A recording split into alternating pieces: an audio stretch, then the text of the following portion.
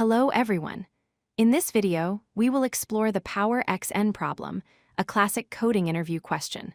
The goal is to implement a function that calculates x raised to the power of n efficiently.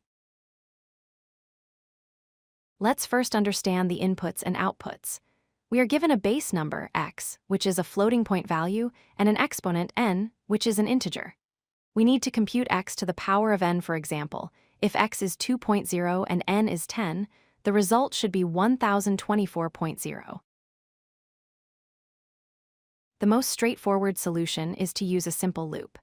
We start with a result of 1 and multiply it by x n times.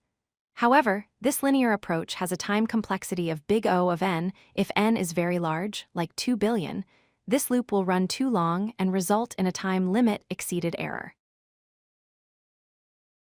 To solve this faster, we use the divide and conquer strategy. Instead of multiplying x1 by 1, we can split the power in half. Mathematically, x to the power of n is equal to x to the n over 2 multiplied by itself. This means we only need to calculate half the power once and then square it. Let's look at the first case where n is an even number. Here, we calculate x to the power of n divided by 2 recursively, and then multiply that result by itself. For example, 2 to the power of 10 becomes 2 to the power of 5, multiplied by 2 to the power of 5. Now, what if n is an odd number? We can't divide it evenly by 2. Instead, we take out 1x, reducing the exponent by 1 to make it even. So, x to the power of n becomes x multiplied by x to the power of n minus 1.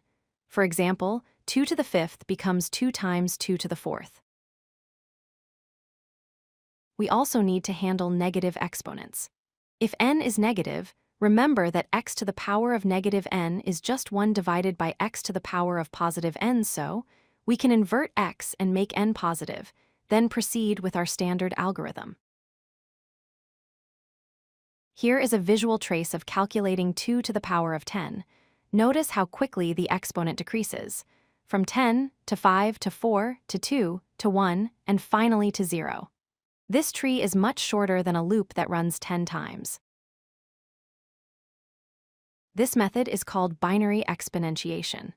Because we have the input n at every step, the time complexity is logarithmic, or big O of log, and this is significantly faster than the linear approach, especially for large inputs.